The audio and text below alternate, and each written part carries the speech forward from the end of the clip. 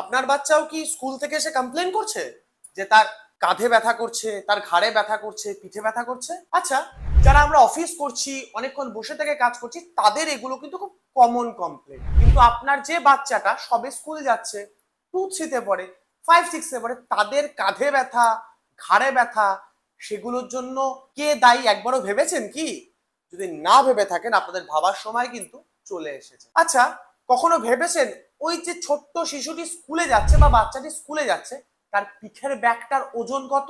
আমরা কেউ কিন্তু ভাবি না। 7টা পিরিয়ড, 7টা পিরিয়ডের বই, 10টা 14টা খাতা, সেই পিঠের যে ব্যাগটা, সেটা প্রলং সময় ধরে একটা বাচ্চা পিঠে বওয়ার জন্য কি হচ্ছে, তাদের সামনের দিকে ঝুঁকে যাওয়ার প্রবণতা বাড়ছে, ফলে তাদের যে স্পাইনাল অ্যালাইনমেন্ট সেটা কিন্তু নষ্ট হচ্ছে। আর কি হচ্ছে, আমি ভারী ব্যাগ টানছি, আমার পশ্চার নষ্ট হচ্ছে, আমার হাঁটার প্রবলেম আসছে, আমার কাঁধে এবং ঘাড়ে অসহ্য যন্ত্রণার সৃষ্টি হচ্ছে। তাহলে সেই সমস্যাটার সমাধান কিন্তু আপনাদের প্যারেন্টসদেরই করতে হবে। আপনার বাচ্চার পিঠের যে ব্যাগটা আছে, সেটা লোডটা কিন্তু কমানোর চিন্তা সম্পূর্ণভাবে আপনাদের। আপনার বাচ্চা খেয়াল আপনারা রাখুন, আমরা শুধু বলবো কি করে ওকে আরো ভালো লাইফ দেওয়া যেতে পারে।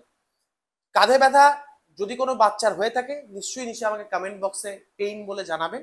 সকলে খুব ভালো থাকবেন। নমস্কার।